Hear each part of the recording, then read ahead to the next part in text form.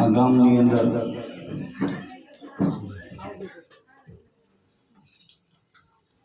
રામભાઈ થઈ ગઈ લગભગ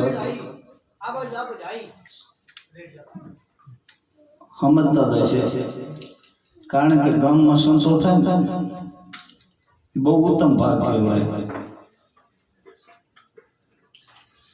ગામ વાવણિયા સુરેશભાઈની ઘરે ભજન ને ભોજન. कबीर साहब ने कीधुं, कबीर की कमाल की दो बात सीख रखा है जीवन की अंदर के व्यवहार होता है. कबीर के कमाल की दो बात सीख ले, कर साहब की बन गई भूखो कौन दे, अब बे बस तो मेळवी ले. અને અમે પણ મંદિરે દર્શન કરવા ગયા હતા, ફોટાની બધા જોઈ. આજ પ્રતિક વાવડતો હતો રામભાઈ કે ગુરુ કરાવીને એને ભજન પણ કર્યો છે અને ભોજન પણ કરાયું. જેમ કબીર સાહેબે કીધું ને એ જ વાત.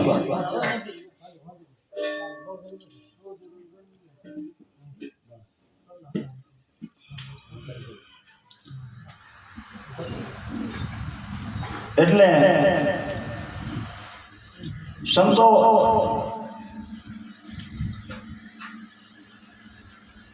संत सरोवर तरोवर चौथा वर्ष में परमारथ ने कारण चारे धर्या दे. संत ने गते सरोवर अने तरोवर ने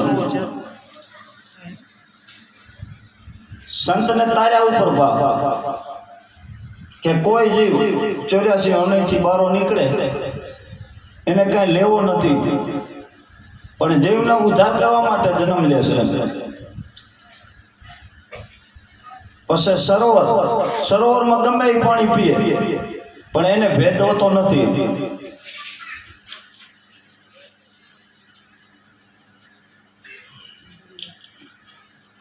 एम तरोवर तरोवर ने साये गमे पण बेहे अने मैं खारा में वरे मीठा में वरे. आ संत ने गते एवे छे. तो आपने मनुष्य अवतार शू करवा,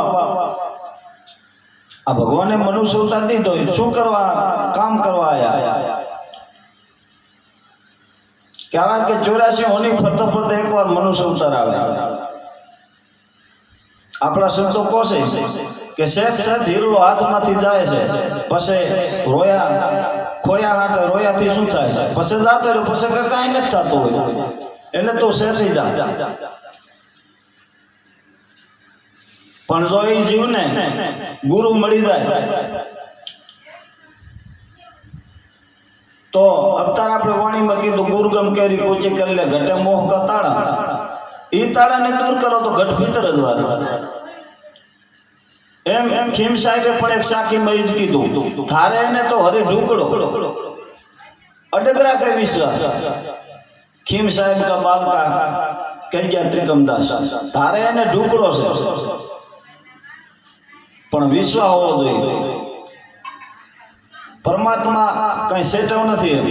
दासवाई वाणी में कीधुं के आदम तो अंतर में वसे, भजन करे तो भेटे. हवे भजन क्यों आ भजन गाई आनाथी न मेळावे, तो कलाकारे गाय छे. पण भजन का के अलग वस्तु छे, संतो समजावे. अवतार भाई वाणे बोल्या था एम संतो आपने भिन्न भिन्न करीने समजावे तो आ मेळ पड़े एवो छे. ई माटे गुरु करावानी जरूर छे. राम ने पण गुरु, कृष्ण ने पण गुरु, गुरु रामापी ने पण गुरु. आपणे वाणी कही के भक्ति करो तो हर एकदम भेद बुझो, हूँ कहूँ ते वचने आलो. अगम भेद ने वाला अगम भेद कियो ई संतो कोने छे अने ई संतो समजावे.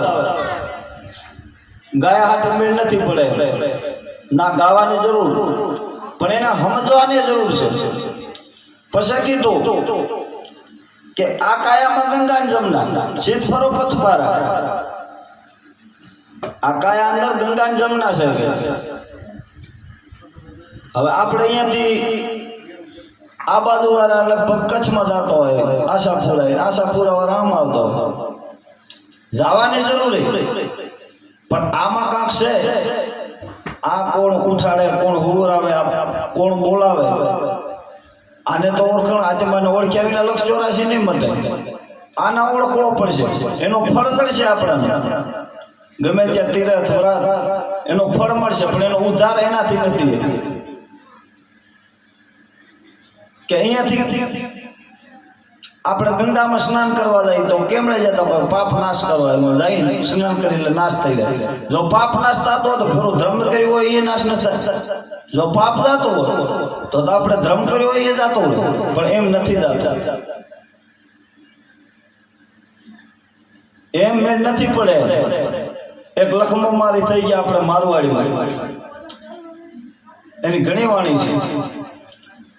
હવે એક સંઘ નીકળ્યો તીર્થ કરવા.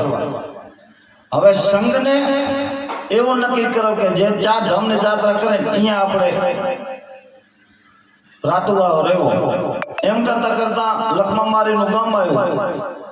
એવો પણ દિવસ આથમી ગયો એટલે ગામની ગુંદરે ઉભા રહીને પૂછ્યું કે આ ગામમાં કોઈ ભગત ખરો? તો કે આ ભગત છે. તો કે કોણ? લખમામારી છે કે? એટલે સંઘને એમ થયું કે ભગત છે તો 4 ધામની યાત્રા 100% કરી આવ્યો છે. એટલે સંઘ જો લખમામારીને ઘરે ભગત ખેતરે ગયા હતા. એટલે ભક્તણીએ તો ચા પાણી પાયા, એના વસાવીને બેહાર્યા, અને એ વારોનું ટાણું હતું. સંઘનું વારું કરવા માંડી જાય. એમાં લખમામારી વાડીએથી ઘરે આવ્યા અને વારું તૈયાર પણ થઈ ગયું હતું. એટલે લખમામારીને કીધું મેં એમને હાથ દોરાવો, વારું કરાવી લો. હવે આ એનો વાત ખટખટાવી કે આપણે પહોંચીએ તો ખરા લખમામારી 4 ધામની યાત્રા કરી આવ્યા છે નથી કરી આવ્યા, પછી કે વારું કરીએ. તો એક જણે પૂછ્યું કે તમે ભગત 4 ધામની યાત્રા કરી આવ્યા? તો કે હું યાત્રા કરવા ક્યાંય નથી ગયો. તો કે આ ભાઈ તો એમ કહેતા નહીં ભગત છે, તો ભગત છો એ કરો, પણ આ સંસાર લઈ અને ભગવાનના ભજન ગાઓ છો, આનંદ કરો છો, પણ 4 ધામની યાત્રા કરવા ગયો નથી. એટલે તમે વારું કરી લો. તો અમે વારું કરશે નહીં ભાઈ, અમારે નિયમ એવો છે 4 ધામની યાત્રા કરી હવે એ ઘરે જ પ્રસાદ લેવો. એટલે લખમામારી ખૂબ એના નોરા કર્યા, પણ એ કે અમારા નિયમ હવે ભંગ કરશે નહીં, અમે વારું નહીં કરી, અમને ખાલી હોવા દો. હવે પેટમાં ભૂખ છે ત્યાં નીંદર આવતી નથી. અને લખમામારી પણ જો એમ કે સંતો મારે આંગણાથી ભૂખ્યા થાય તો અમારાથી કેમ આ દંડ લેવાય? એને એમ નીંદર નથી આવતી કે હું ભાગી કેવો કે મારે આંગણેથી સંત ભૂખ્યા થાય. એટલે એમાં 11-12 વાગ્યા રાતના અને 3 ગાય ઉતરી એટલે કાળી મસ હતી, અને લખમામારીના આંગણામાં આરોટી એટલે ધોરી દૂધ જેવી થઈ જાય. આ ભૂખ હતી અંદર પેટમાં, નીંદર આવતી નથી. આ હુતા જોઈ જાય. એક જણે ઉઠીને પૂછ્યું માતાજી તમે સો કોણ? ઉતરી ત્યાં કાળી માસ હતી અને હવે ધોરી દૂધ જેવી થઈ ગઈ. તો કે અમે ગંગા જમના અને સરસ્વતી તળે છીએ, જે તમારા જેવા પાપી અમામાં આવીને સ્નાન કરે છે ને એનો પાપ નાશ કરવા અમે આવા સંતોને આંગણામાં આવીને આરોટી ને રજમાં ત્યાં મારો કે મેલ ધોરાય છે.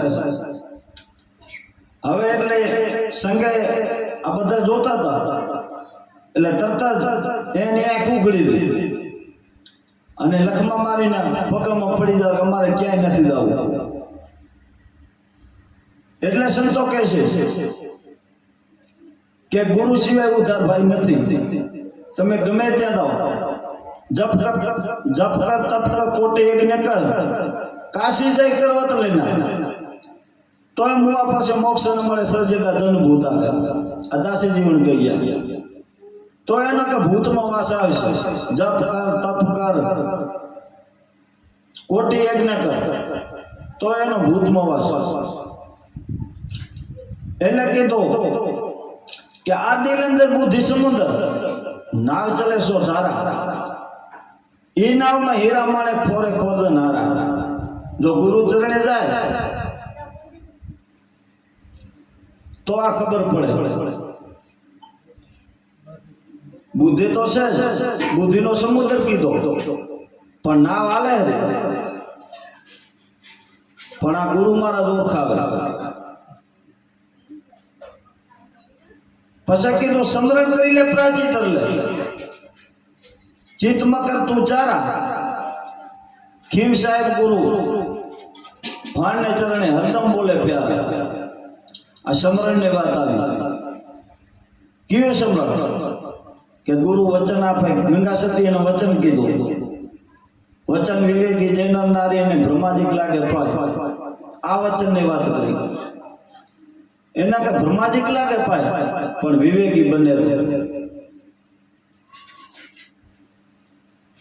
અવતાર ભાઈ વાણે બોલે આ દેહ માં ભગદેવ છે તેની કરી લ્યો સેવા. એને નમીને શીશ પથ્થર નમાવો એડે ગુંડો અવતાર. હવે રામભાઈ તો થઈ ગયા, આપણે રામભાઈ ને પગે લાગી, પણ રામભાઈ કર્યો એ કોઈ વિચાર કર્યો એ આપણે વિચાર કરી તો આપણે રામભાઈ ગુરુ ચરણે ગયા હતા. એના ગુરુનું નામે હતું અને એ જ ભજન કરતા હતા. હવે એ ભજન કરવો નથી પણ ઉમેરને માંથી મેળાવે એવો નથી. એમ નમે મેળ નહીં આવે. એ ગુરુ ચરણે જાય ને ભજન કરશો તો જ મેળ આવશે. હું તમારે બધાને